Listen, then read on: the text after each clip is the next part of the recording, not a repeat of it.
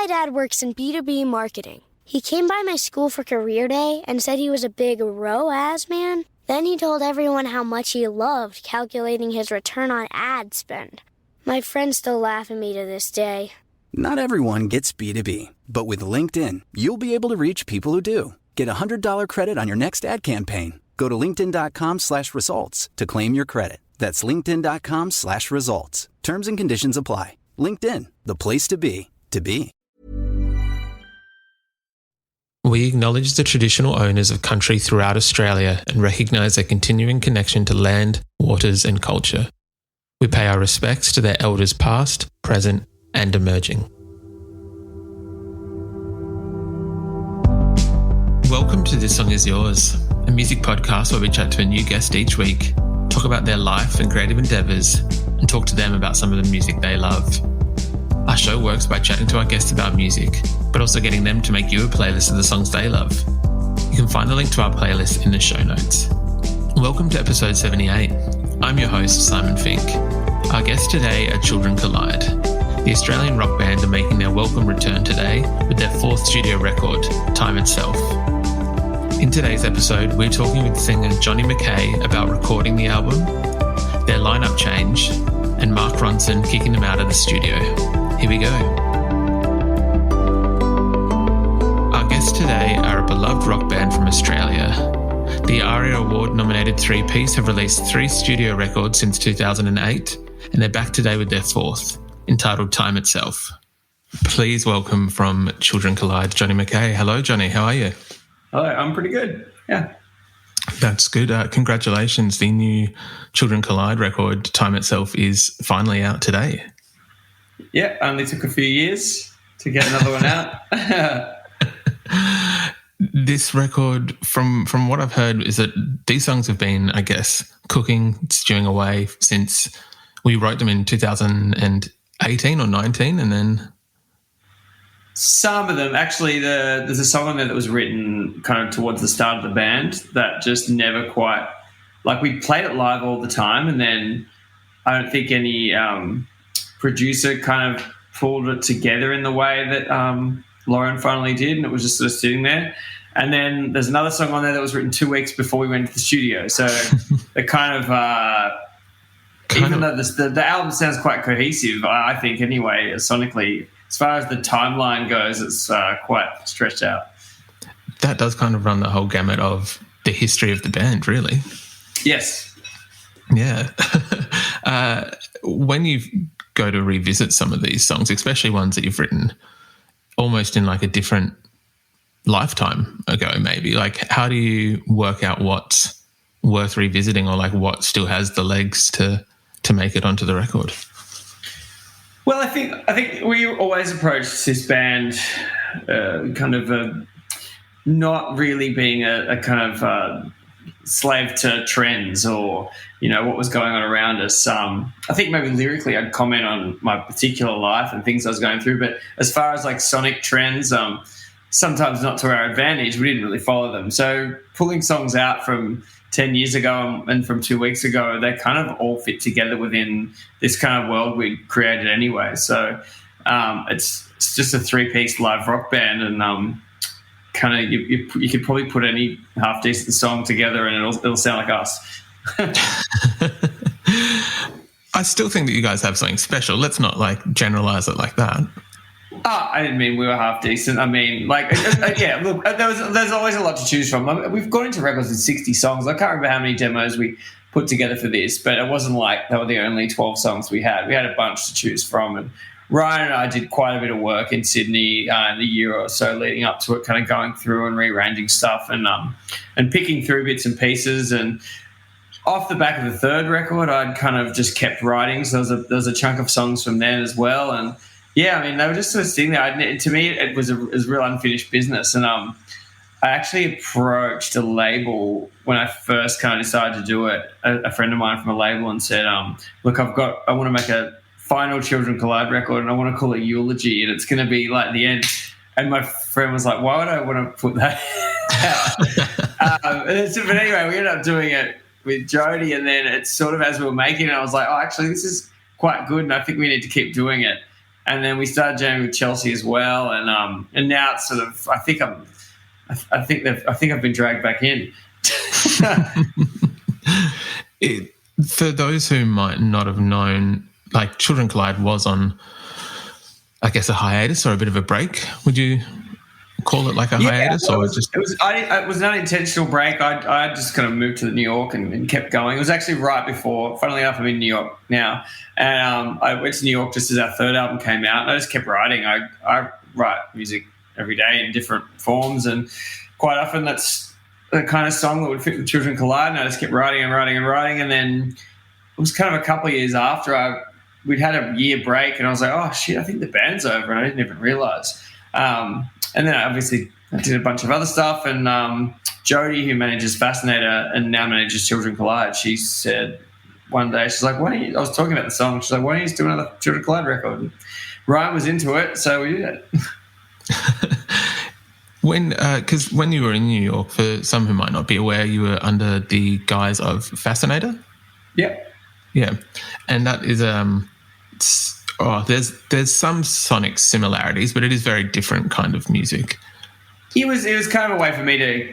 I've always done music like genre fluid bending kind of music that goes all over the place, and Children Collide sort of became this sort of thing that I think we didn't really have boundaries over it, but it sort of did have some sonic boundaries. And also, as it kind of got bigger, there were things where, like, you know, we wouldn't like get other people up to jam with us or anything really. And Fascinator, I kind of formed it to make it more of this art project that I could do everything that I hadn't done with Children Collide. So it was the kind of band where I'd meet a flute player on the street and then they'd play in the band that night. Or I, for a while, had just an air band and people that had never performed in their life, I'd be like, do you want to play the Barry Ballroom tonight? And I'd get someone up on air drums or whatever. And, Fascinator ended up doing a 24-hour soundtrack to a hotel room here. And I played Burning Man. It's kind of gone all over the place. And it's interesting to go back into Children Collide again, and I think I appreciate it more having done all this other stuff. Wasn't there a heckler at the air band gig that was like, you're not even playing instruments? Yeah, there was. Yeah, that was. The rest of the crowd was on our side, so it was all right. When you I guess when you're writing these songs for what turned out to be Children Collide, but when you're in, I guess, the Fascinator mindset, or you're not really focusing on Children Collide, and these songs work their way into your psyche, or they come out, how do you work out, or how do you kind of define them as a Children Collide song and go, oh, maybe this isn't, or maybe I'm not done with the project yet? I think, well, there's a few different things that happen. I think a good song could... There's this dumb old saying that there's only two kinds of music, but I think a good song could probably be played in any format, with any instrumentation, and still kind of stand on its own 2 feet as a good song. And sometimes I will wake up from a dream and there's a song fully formed, and it might be just whatever genre I feel like playing in that day. It'll end up being a dance track, or it'll end up being I'll have a break beat and some harp and choir sounds, and it'll be Fascinator. Or if I feel like picking up the guitar, it'll end up being a Children Collide song. So it's often not very intentional.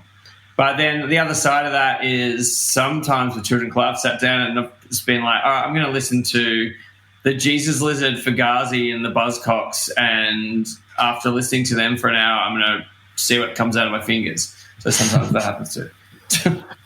That's very fair.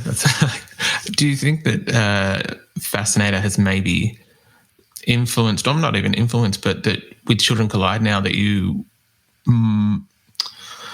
possibly open to adding more or different textures to it, or having it more less rock, just straight down the line kind of focused, and giving it more little flourishes of other bits and pieces? Or is it two very separate projects?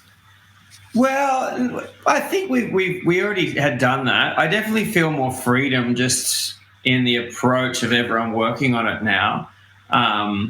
And yeah, I mean, I used a wah-wah on guitar solo and a bit that I haven't ever used that on Children Collide before. But there was also songs in our other albums that are quite psychedelic, and there's songs with drum machines, and there was but they weren't really the singles. But yeah, so yes and no. But yeah, I mean, definitely, like, you know, that what was cool about doing this record is more than anything, more than any other ones, Lauren, the producer, got us to kind of try and play live as much as we could. And so there's a bunch of stuff on there where it's, you know, it's first take. I can hear my mistakes. I can, you know, and actually they always end up being the best takes. And so there's that kind of a spontaneity to this record that I think maybe we were probably a bit more hesitant to do in earlier times. Whereas with Fascinator, as I've done that and I've experimented and probably done a lot more bedroom recording and stuff, I've realised that that's kind of the special thing about a lot of music, is being able to hear some kind of spontaneity, even if you're listening to it over and over again. I'm very curious because I know a lot of artists, a lot of bands that we've spoken to, especially with the pandemic and everything else, is that album releases have been pushed back and back and back. As discussed, this album was recorded late 2019. Like, you've been sitting with these songs for a while. Was there any time over the last number of months or year or two where you've gone back and listened, and especially with your output being as prolific as it is, like, you seem to be quite creative and continually putting stuff out. Was there any time where you went to listen to it and thought, oh, fuck, I could change that, or I could tweak this, or was it? Well, I'd say, one thing I'll say is, you know, Scott Walker never listens to his music once it's released. And what's been weird about doing press for this album, having finished it so long ago, is I haven't listened to it that much in that time. So it's been like quite a bit of time. So there's been a few questions where I've been like, oh shit, what did I mean by that song again? Because I've like now had so much time between the actual, or what guitar did we use on that? Because there's been so much time. Normally you'd record the album and then the press, and you'd do all the questions and it'd be fresh in your mind. But in that time, I've probably made 33 Fascinated demos, and I've done this whole ambient project, and I've been making dance music, Russian people, and all this other stuff's going around in my head. So, no, in answer to your question, no, I have re-listened to the album, and I'm probably more happy with it to go back and listen to it now. Yeah, it feels like my favourite thing we've done. So that's how an album should feel as you let it out into the world. Yeah, of course. It's I think that there's a lot of people who maybe weren't expecting a new Children Collide record, but are very happy. All the kind of even the research I was doing, there seemed to be a lot of people who were very excited that you guys had come back and releasing music again under the moniker of Children Collide. When you reformed the band or got the guys back together, obviously Heath looks very different this time around. How did that kind of conversation go in getting the guys back together and being like, yeah, this is what we're doing? It was like on and off for a few years, all that. Like, we did a little tour, might have been 2014. So Ryan had come to New York, and obviously we had a falling out. Well, not obviously, but some people might know. We had a falling out, and he left the band before around when we put out our third album. And then he started coming to New York, and we just partied and made friends again. And you kind of, the more you go along, you realise the reason you started music is to just muck around with your mates, and we all kind of took it a bit seriously. And I'm sure any band that's kind of got to, you know, our level and beyond knows there can be pressure and there can be weird relationship stuff happens. So anyway, we went along, and then as we started jamming, Ryan and I were like, we should do another album. And we sort of floated it with Heath, but Heath had become more and more kind of involved with the business, with his girlfriend, and had this whole other life. And Ryan and I were still kind of bums making music. And you know, Heath, when it came to the crunch and Jody, the manager, had got behind it, we had to have a serious conversation with Heath, and he opted not to do it, gave us his blessing. And the first person I thought of to ask to play bass was Chelsea. I asked her, and luckily she said yes. This season, Instacart has your back to school. As in, they've got your back to school lunch favorites like snack packs and fresh fruit. And they've got your back to school supplies like backpacks, binders, and pencils. And they've got your back when your kid casually tells you they have a huge school project due tomorrow. Let's face it, we were all that kid. So first, call your parents to say I'm sorry, and then download the Instacart app to get delivery in as fast as 30 minutes all school year long. Get a $0 delivery fee with your first 3 orders while supplies last. Minimum $10 an order. Additional terms apply. My dad works in B2B marketing. He came by my school for career day and said he was a big ROAS man. Then he told everyone how much he loved calculating his return on ad spend. My friends still laugh at me to this day. Not everyone gets B2B, but with LinkedIn, you'll be able to reach people who do. Get a $100 credit on your next ad campaign. Go to linkedin.com/results to claim your credit. That's linkedin.com/results. Terms and conditions apply. LinkedIn, the place to be, to be. It's very cool. It seems like it just kind of like worked out quite easy. Yeah. I think it was just more about the attitude and Ryan and I being relaxed and remembering that it's meant to be fun. Of course, I think that does get lost a lot of the time with music, especially. Yeah, and we're thinking about also what it sounded like at the start, and we kind of went for that on this record. Like, it sounds like a heavy band. Has there been anything that Chelsea's brought that maybe wasn't considered the first few albums around, or just that you guys were like, oh, that's a different way of doing this, or? Sorry, I spilled something on the table. I'm just wiping off my shirt. Chelsea ended up not being on the recording, because she was stuck in Bali and it got rescheduled. But I think the same sort of thing, like she just has fun and jumps around, and we're kind of all the kind of people that in a rehearsal will stress about stuff a bit more, and it won't be perfect in the rehearsal, but somehow the energy of a live crowd, we all kind of play better. So, yeah, which Heath was the same. So, I don't know, she just kind of slotted in really perfectly. And I was worried that, you're worried people are attached to the old lineup, but everyone loves her. Everyone probably loves her more than us. I feel like people love you, but it's always nice to have like a new element to anything. Yeah, she's a really old friend too. So we're all kind of like family. Everyone just sort of teases me. That's sort of the dynamic. Hopefully they're not being too harsh on you, Johnny. It's no, it's all right. With the recording of the album, I know that you guys had not trouble, but it just kind of seemed like those first few days, it really didn't go according to plan. Oh. How did that come across? Did we post stuff about that? I think, where was it? There was a clip. Yeah, you're right. Like, tape machines broke. You're right. I mean, that's the thing. It's been so long. Things did break. We were sitting kind of waiting for a tape machine to get repaired, and there was a lot of kind of things being plugged and unplugged and repaired and whatnot. But I don't know. We got there. That's kind of. But I feel like that's every studio, every session I've ever been in. There's been like some fucking hiccup and some like piece of equipment I don't understand, and someone running around trying to fix it for half the day, and on top, but where did I read? I swear, on top of that, because there were things that machines didn't work, and then they had to reset some stuff for you, and then and please correct me if I'm wrong, I think Mark Ronson kicked you out, or not him personally, but there was something to do with Mark Ronson just not even showing up. Yeah, that's right. I wonder if I get in trouble for telling that story. I wonder who I told that to. There was a day where we rocked up, and I was quite annoyed. I mean, I know I'm not as important as him, but I do remember rocking up, and there was another guy going, "What are you doing here?" I was like, "What do you mean? What are you doing? We got a session." And the guy was like, "No, I've got a session with Mike Ronson." And that did happen. And I've not confirmed whether he turned up or not. With that. I can imagine, regardless of whether he made it or not, I can imagine just like a continuous stream of issues probably didn't help that creative process in trying to get the record recorded.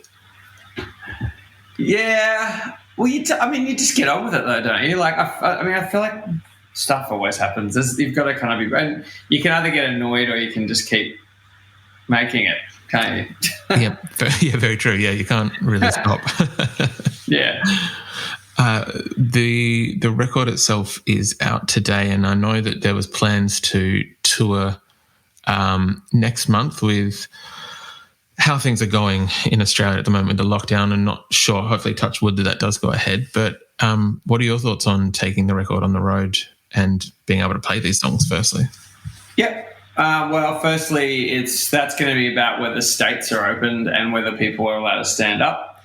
I guess we're not really the kind of band that I think would be doing sit-down concerts. We try. It's very but different what I will show. say is that the two little tours we got to do were just so fucking fun.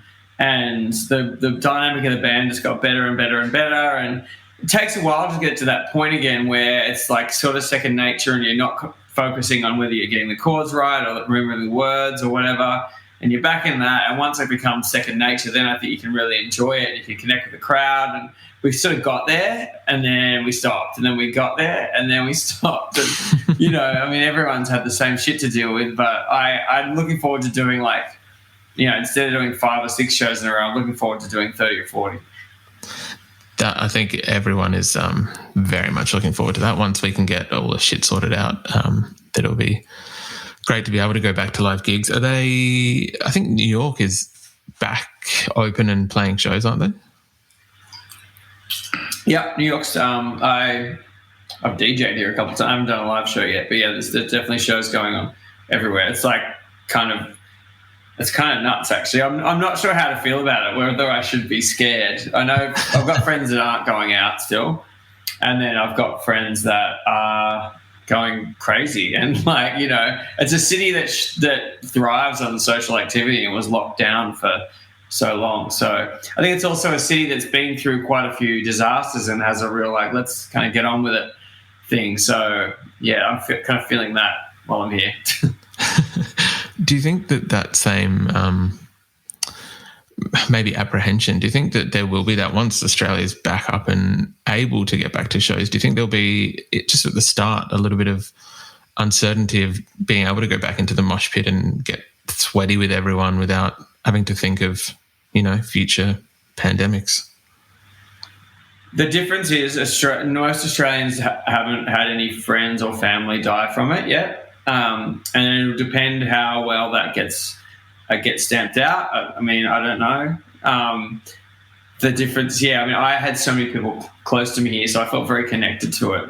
So I think it's going to be to do with that. If everyone gets scared, then yeah. But if everyone's just gets annoyed with lockdown and then they kind of somehow get through it, I don't know. So we were doing so well. I'm hopeful we get through it, and I'm hopeful everyone can have fun again and do their jobs. And it's the music industry's been hard. I've had friends take their own lives, and people lose their identity completely. Who, their whole thing is performing, and they haven't been able to be who they are for nearly 2 years. So, I'm hopeful that we'll get back to it though.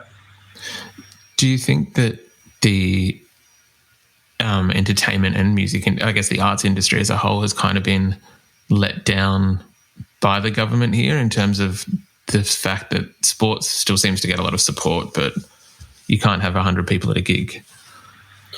I think it's probably better to ask someone that's more on the business side of music, because I think most artists in the world, or at least in Australia, are used to their job not being taken seriously as a job. So I would not have expected anything less than the arts not to be taken seriously, but maybe I'm a pessimist or I'm a realist, but I think I've just never seen it treated any differently in any circumstance. So I think maybe people that have a more tangible role in that industry probably have a better angle on it than I do. But what I do, I'm still poor, but I get to make music, and some people help me make records and help me tour. So I feel lucky to do that and grateful to do that. And I've even got to do it a little bit in this pandemic. So, but as far as the government goes, I wasn't. Yeah, it's hard to answer that because I didn't really think I'm going to get looked after like a football player. It is. I feel like you maybe are a realist, and it is depressing that is the opinion of we've heard that from a few people, which is just kind of, well, yeah, it might be true, but it is upsetting. I might change the subject completely. Johnny, yeah.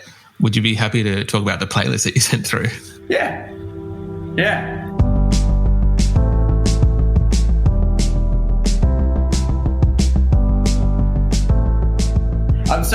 I make a lot of kind of playlists and mixes and stuff, and like my life here was as a DJ for years. So, but I was starting to make this, and I kind of didn't really know what to put on it. So I just I put my favorite song ever first, "Windmills of Your Mind" by Dusty Springfield. And that song, I once got asked to do a playlist for my own funeral. And I didn't do this idea, but the idea I had, and I tried out at my friend over dinner, there's so many covers of that song, and I made a playlist of all covers of the same song, and it got to like the third song, and she's like, "Is this the same song again, Johnny?" I'm like, "Yeah." I thought it'd be really funny for your funeral if it like the third or fourth one, they're like, "Is this the same fucking song again, fucking Johnny?" Anyway, the Dusty version is my favorite. Yeah. It is the playlist is quite eclectic, and it is bookended by Dusty, as you said, and then the last song by Graham Nash. So two kind of like really great singer-songwriter tracks. Is there, obviously there's Fascinator, there's Children Collide. Could at any point we expect a more traditional singer-songwriter record from you? He's psychic, but I have one ready to go that I want to put out after the Children Collide record, and I've done it with the same producer here. Did you know that? No, that was literally just a shot in the dark, but I'm very excited to hear that. Very glad. Yeah, so that, I mean, yeah, in sort of, and the production is more, in that kind of old vibe for that, and has a lot of great people from New York playing on it, great friends from New York playing on it. Yeah. That sequel, that's definitely something we'll be keeping an eye out for. It's called Love Songs. I think I'm going to put it out under Fascinated, but it's called Love Songs, and it's all songs that I wrote for an audience of one. So often, like I'll write a song to a person or about a person, and I won't expect anyone else to ever hear it. And I had all these songs there that they're kind of cheesy and embarrassing, and then me and my friend who I'm working with now on this Fascinator record here, and he produced Children Collide too, which thinking of a project to do, and I just played him these songs that I'd written only for one, they were about various people, but I'd written them thinking only one person would hear them. And it's interesting to then take that into the studio and have other people work on it or hear it and kind of get past that kind of embarrassment of like reading your diary out sort of vibe. It's I feel like singer-songwriter stuff at times can be more confessional or revealing, but I'm sure that it will be I know that there's going to be a lot of people that are going to flock to this immediately. The work that you guys do already is fantastic, so like a singer-songwriter kind of album will be very exciting.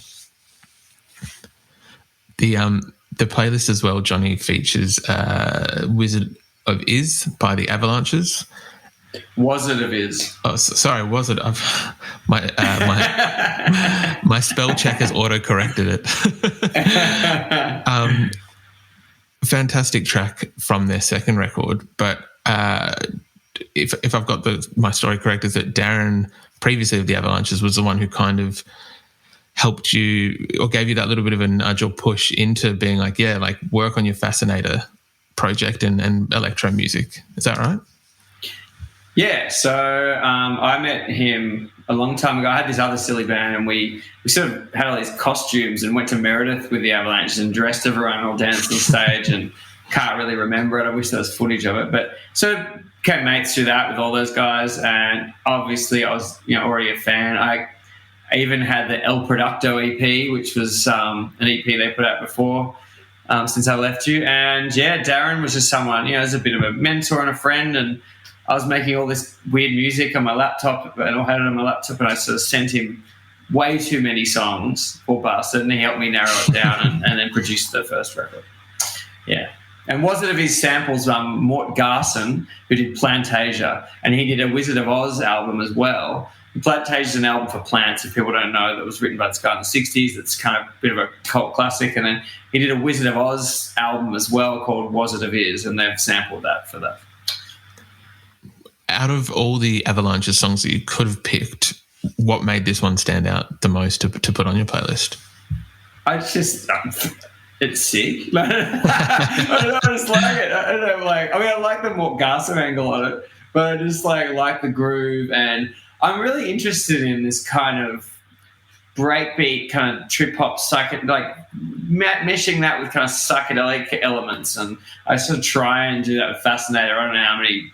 I've got a million experiments in that on my laptop. I don't know how many I've released or will release, but yeah, I like that kind of angle on music, those meshing of worlds, and they do it. They do it. They're the best at doing it. They are very good at what they do. Another track I wanted to quickly ask about was "Worried Shoes" by Karen O and the Kids, which was when Karen. I feel like it's some of her lesser known work. Karen O from the Yeah Yeahs did the soundtrack to "Where the Wild Things Are." Why does this song stand out to you? Or why is this on your playlist? Because it is a beautiful song, but it's not well known or publicized. Well, the only cover I know and can remember ever is "True Love Will Find You in the End" by Daniel Johnston, who also wrote "Worried Shoes." And I don't know why I got into "Worried Shoes," but it just makes me cry. That version of it, mate. I'm not even a big Yeahs fan. They're cool. They actually are a fan, but they're not they're not. For some reason, I just like the combo. Her cover of that song brings a tear to my eye. I don't know why I put it on the playlist. It was just one of my faves. That's very cool. Could you see yourself at some point, as we've discussed, there's many different musical facets to yourself. Would you ever look at doing a soundtrack or being a music supervisor for a project like that? I feel like you've been following me around. I've actually been working really hard on composing and I've been doing little shorts, and I did a web series, and actually trying to get a proper TV series or a film to work on. So yeah, that is actually the aim. And then one of the main reasons of that was because I do so many different genres, and I realized that is somewhere I really can spread my wings and stretch my legs and kind of. So when I've done composing things now, and people are like, make this kind of music, make that kind of music, or interpret this, and it really all the stupid things I've done in my life kind of come together and make sense in that world. That's very cool. I promise you that I'm not following you. These just happen to be well guessed questions. But yeah, there's no need to look over your shoulder, I promise. Johnny, congratulations again on Time Itself. The record is out today, and thank you very much for coming onto the podcast. Thanks, Simon.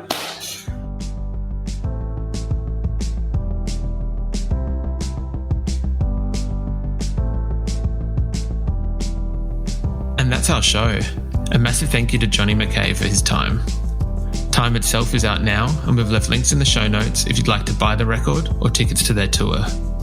We also want to give a huge shout out to Suzy at Positive Feedback for helping out with today's interview. You can find a link to our Spotify playlist in the show notes, where you'll be able to listen to all of Johnny's picks. If you like this show, please subscribe wherever you get your pods and stay up to date when new episodes are released. We release new shows each Thursday and Friday morning, with guest playlists streaming on Spotify at the same time. You can follow the playlist profile on Spotify. You can follow us on Instagram, Facebook, and TikTok. Until next week, cheers.